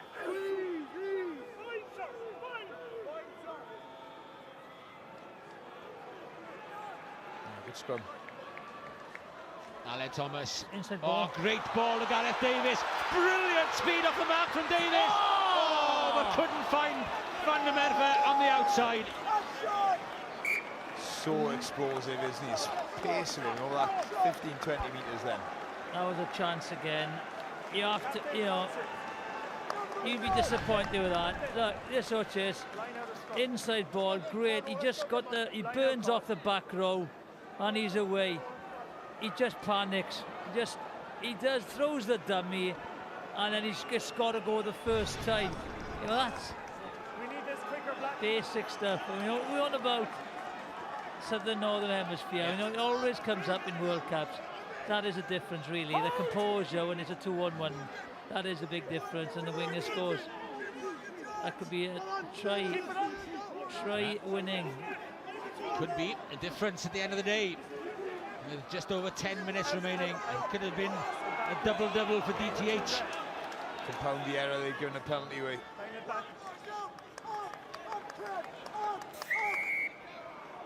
Number 2, pulling it down.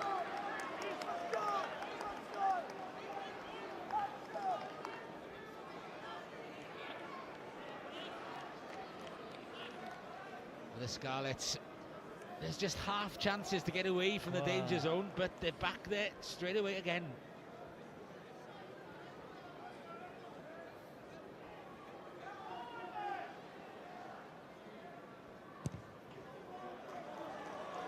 Missed touch though. That's a big. That's a good kick as well. Oh, that's a superb reply from Van der Merwe. Well, that's a killer for the Munster forwards. They've done all the hard work, won the penalty, the driving line out, and for Keatley to miss that is criminal. Oh, and way off as well. Poor from Keatley.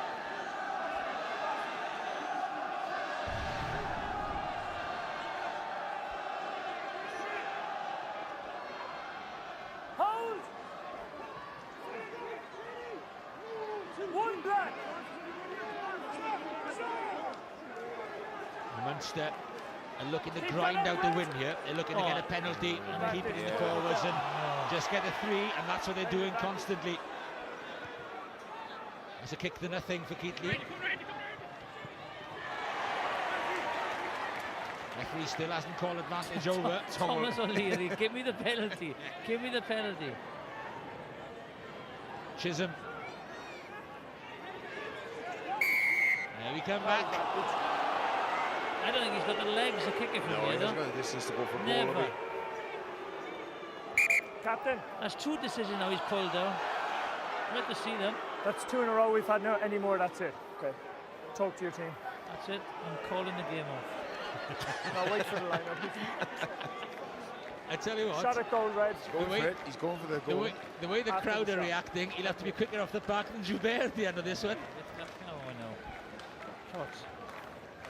Let's go down, see if there's some news about the injury to Lewis Rawlins. Phil.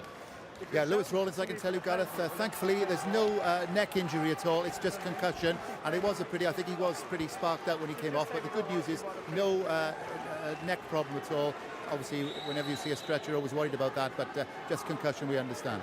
Good. That's good news. Yeah, this is a big kick. You know, previous 2 kicks tells you he hasn't got the legs for this, but unless he's confident that he can put a bit more into it. Just under the 50-metre mark this time. Will that be enough? Yes. It will be enough. And that one has edged Munster back ahead again. The crowd stunned into silence. That's a very, very good kick. That's a tougher kick than his previous ones. He's nailed it, and that comes on the back of, you know, the missed try-scoring opportunity by the Scarlets. Now they've got to compete for this ball, not too far. Well, last time, Scarlets got a penalty immediately, but this time, Munster able to clear the decks.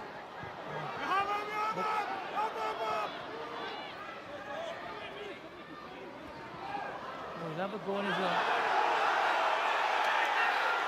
High, says the crowd. High, says the touch judge. Okay, says the referee. And listen. Now they want yellow, just the way that Tom Williams had. Well,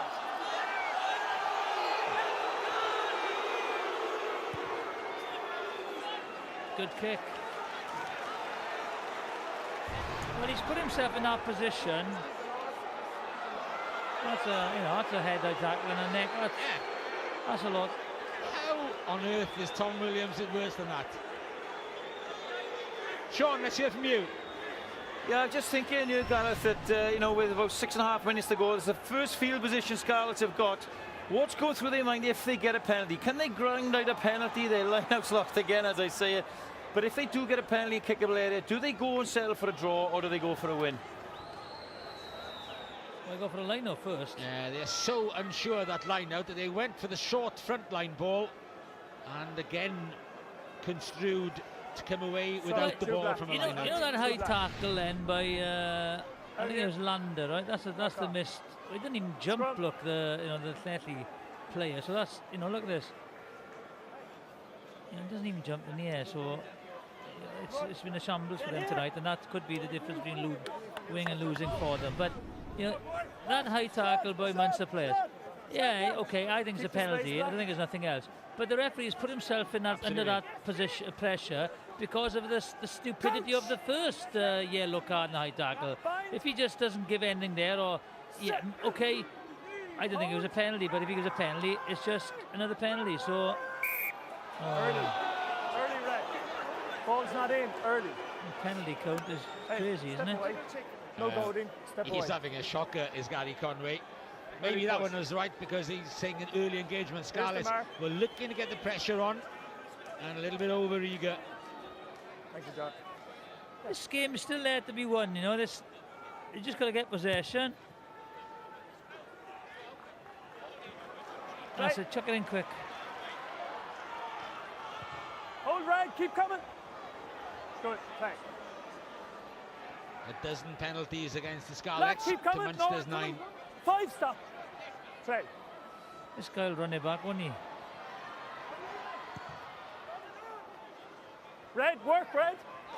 Trey. Ronan O'Mahony.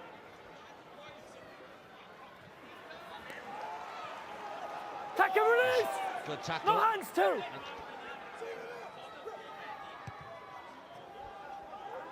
But Scarlets, 4 minutes only remaining, conjure up a score from somewhere. What? Keep coming, Red. Red. Trey.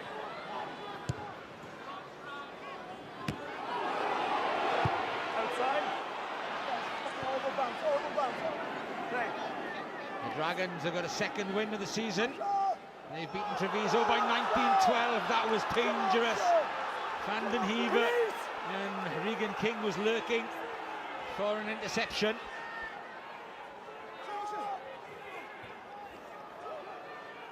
Use it. O'Leary. O'Callaghan. Seeing the clock down now is what Munster will try to do. But you would have put your house on it, and the ref will give a penalty. Hold him on. He's on the ball. Now then. Big call here. I go for goal.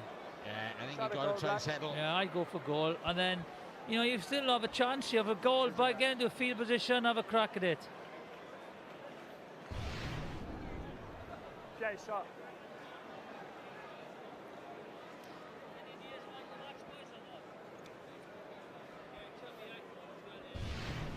Guys, water off. Where are you going? Water off. Where are you going? Come on.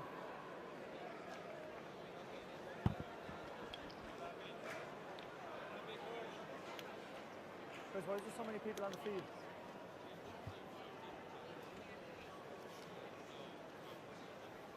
Stephen Shingler has succeeded with 3, but this is another difficult one.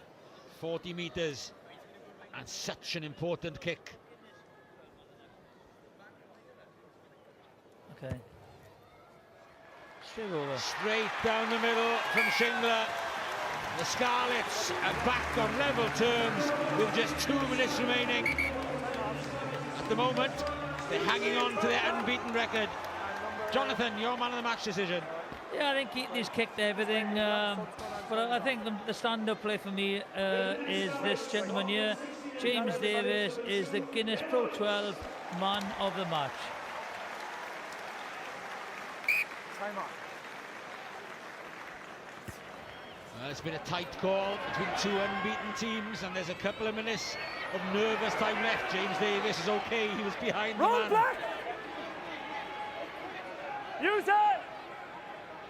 Now 12-9 at half-time has become 24-9 to Ulster. Chase the Blues. Chase them to be good here, Garrett, that's it. So they don't get over the halfway line. Can't get into a kickable position now. That's what this is all about. Good take by Alan Thomas. Now needs support and gets it.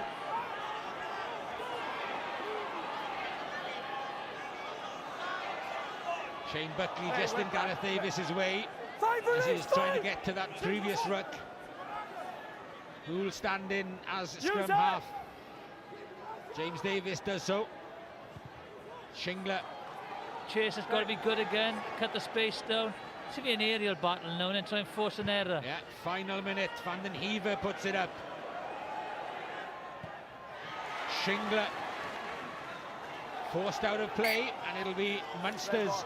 No. Red ball. No, it's Scarlet throw. No, just step back and touch. Red ball. Red ball. Red ball off the black hat. Black hat. It is. Right, they don't want to lose this line out because they will. Yeah, they'll drive and drive and drive here. If they lose a line out, they'll drive and go for the drop goal again. So this is a must win. Safe ball at the front to John Barkley. ironic cheers because Scarlets have won the line out on a night they've lost 7. Final seconds of the game, and it's just hanging on to possession now for the Scarlets. They'll settle for the draw from here because they're the ones in their own half. The clock has gone red. Gareth Davies has one more goal. Was that high from Cronin? Will there be one chance of a penalty for the Scarlets? They've got to refer, haven't they? Up for a high tackle, John. Oh, they're going to have a look. They're checking on it. Parks. Scarlets just over halfway.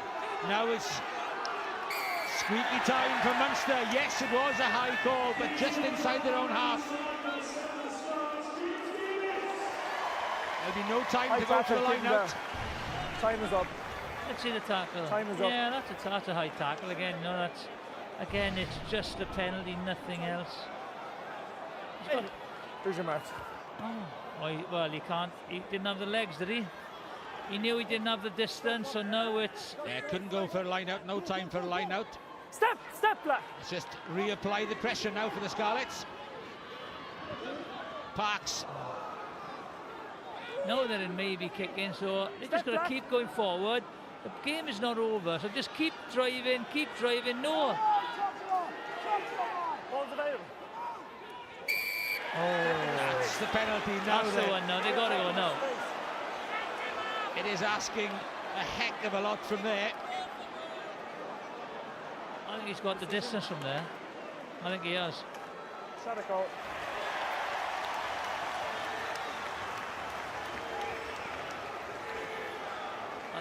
I think this game has been dominated, unfortunately, by the referee. And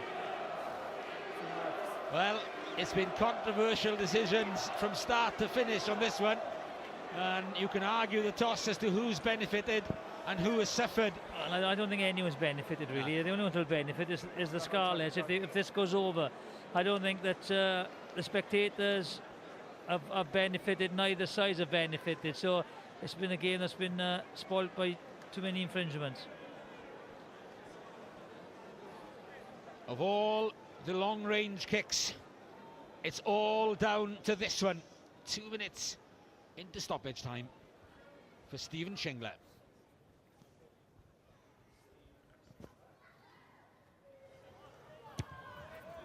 It's struggling, but it's got there, and the Scarlets have got out of jail, and it's joy at Parc des Scarlets. It's 5 wins in a row at the beginning of the season.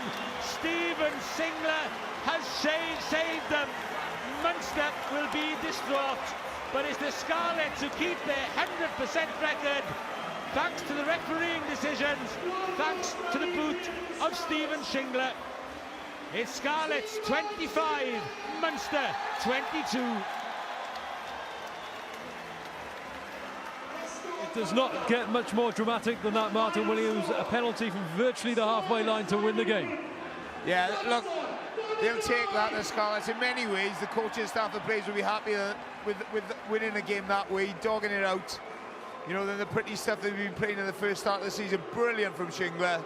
You know, he missed a few easier kicks earlier on, but he don't get any under higher pressure than that. He deserves all the credit in the world. A brilliant kick. James Davis was your choice for man of the match, and he's with Phil Steele now. James, did you feel that was there for winning right at the end there?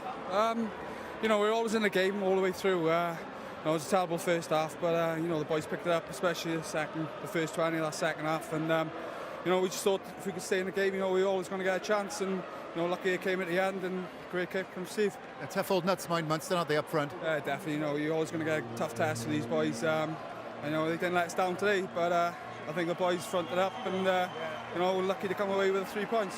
You're a Pro 12 man of the match. Well done again, James. Excellent.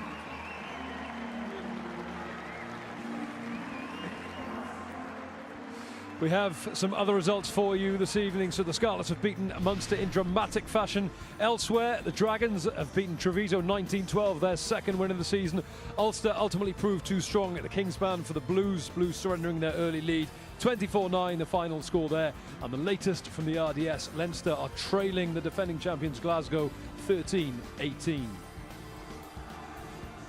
Well, Martin, the history books will show it's a win. It wasn't as pretty, as you said, as the Scarlets have been playing so far this season, but what a start. That is now their best ever, or equals their best ever run in the league. Yeah, it's brilliant, and you know, we mentioned before the show they've beaten all the Irish regions, you know, which is no mean feat in itself, and to dog it out like that shows a lot of character within the squad as well, because they didn't have no line out, they had no set piece, had to live off scraps. James Davis was outstanding in winning turnovers, penalties at crucial points, so a huge tap on the back for the Scarlets.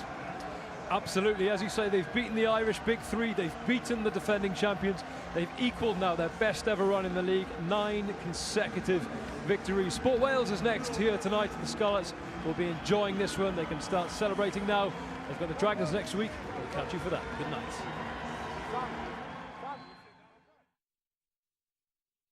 The easy job of refereeing is blowing the whistle. The difficult part of refereeing is knowing when not to blow it. Meet the man who's at the top of his game in the refereeing world. I have asked you, no one telling you. He's a pioneer in the age of professional refereeing on many fronts. What's made him